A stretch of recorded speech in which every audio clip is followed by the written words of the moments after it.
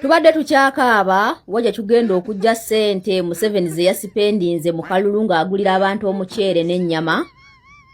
Ng'era tukyakaaba wajja tugenda okujja ssente billions and billions of money ezagula biometrical machines ez'okulonda kuba baazeewola bwewozi.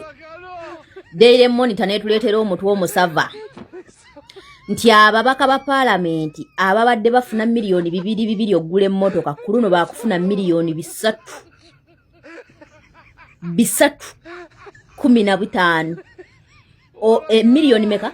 Miliyoni 315 zagula mmotoka buli mubaka. Ngera buli mubaka bwafuna ezo sente n'okubisaamu ababaka 5 something 5 simanya mu bameka bwe bumbi ze billions 166 mu obukadde 8 oba mukategedde just motoka tebanateekako budget za kulya allowance musaala bayinza n'okweyongeza ku musaala mwenyweze banayu mwenyweze the indigenous the natives mwenyweze Museveni bus agenda gisimbula ku luno tegenda kusiba egenda 180 mukitegeera mubadde mukyakaabya akajanja ba darling omanyi mwefuula nnyo bize tukolerera baana baffe tunoonya school fees you will kumunoonya and you will not get it because Museveni want money. Tubadde tukyakaabya akajanja musimanya sente za biometrical simanya sente Museveni ze yaspendingira mu ghetto nga bali abanywa bali emiceere buli lunaku buli campaign wabaawo emiceere n'ennyama ezo zonna nga zikyatwekubya mpi. Kati ababaka bakulaga nti ababadde bafuna miliyoni 200 kati beeyongezzaamu miliyoni 15 buli mubaka ku ssente z'emmotoka beeyongeddeko miliyoni 15 ze miliyoni 315 buli mubaka omu bw'ati zagenda okufuna nga za onule mmotoka yokka tekuli allowance tekuli bisaala tekuli simanya bikiranki biki kati kyaki kyoyo yenna yenna abaggwerako ogenda okwekanga nga buli mubaka gwera mu kawumbi kamu akawumbi aka nga buli mubaka katwala omwezi. Kati sente z'emmotoka zokka zigenda kumalawo sente z'omuwi w'omusolo obuwumbi 166 miliyoni mu bukadde 8 just mmotoka z'ababaka tekuli misaala gyabwe tekuli allowance.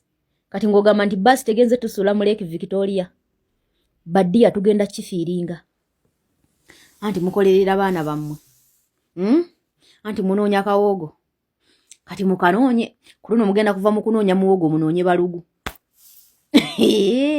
ne muwogo agenda kutuuka abule nga munoonyawo balugu munoonyewo endagu z'omuzimanyi anti mwava mu kunoonya amatooke munoonya kawoogo sikyo kati nako kagenda kubula mutandika okunoonya obukopa ate nno nabwe omunaba mubufunye nga temunoonye kawunga yeko kakyagulwako mwenyweze basi egenda tuvuga 18 ku luno tugenda kusibira mu Lake Nalubaale oba ku mugga Kiyira gye tugenda okwebbika bweddu fuuti 8 wansi underground.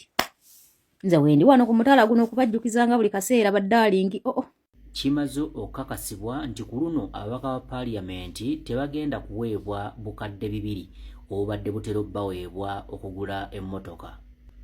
Ku luno ababaka ba paaliyamenti ababoolera ddala 529 buli omu agenda kuweebwa obukadde 315 agende yeegulire enzirusi weewaawo ajooge abalonzi.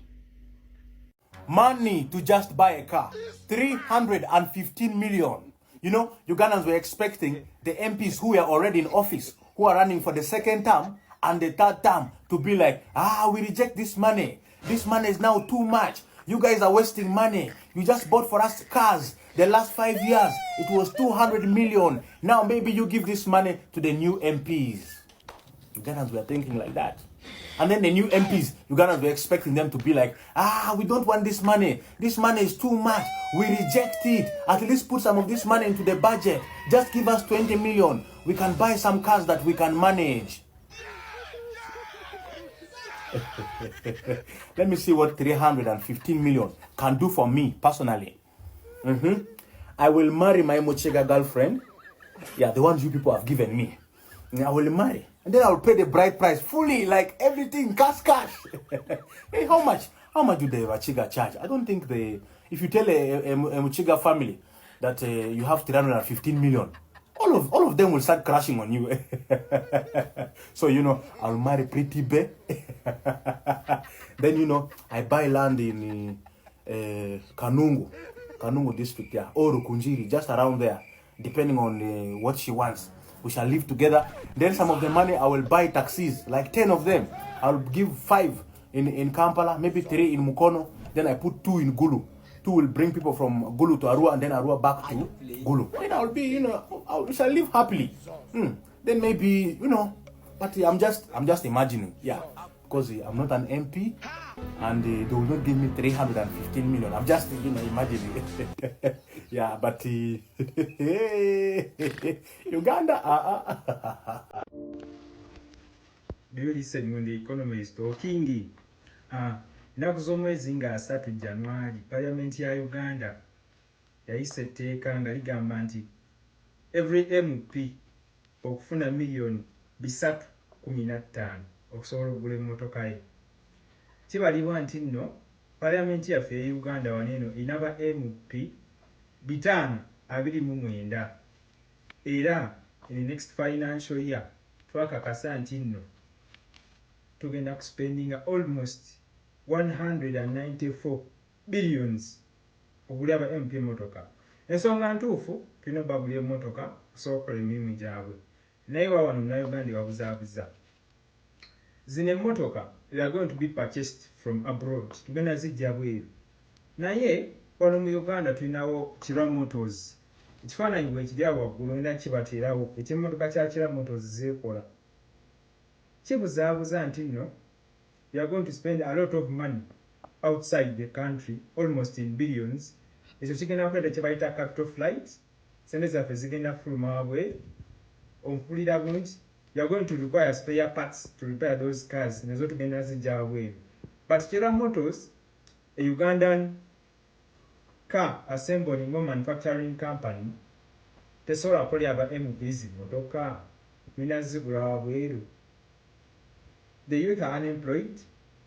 Ate singa government singa Kira Motors nebadde gino tukolera emmotoka, I think in my perspective twandibadde ne kyetuta national pride, kubanga naffe tugenda bba tulina tutuuse. We don't need to purchase things from abroad. But it is confusing, bibuzaabuza. Naye regardless, to be a Ugandan it is a full-time job. Okay, twesangeyo economics updates